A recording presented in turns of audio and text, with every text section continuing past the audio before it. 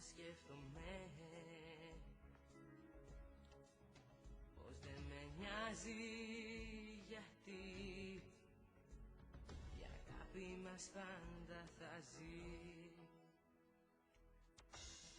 Αυτό το καλοκαίρι το περάσαμε μαζί, κι αν έρθει ο χειμώνας η αγάπη μας θα ζει, και τ' άλλο καλοκαίρι μαζί.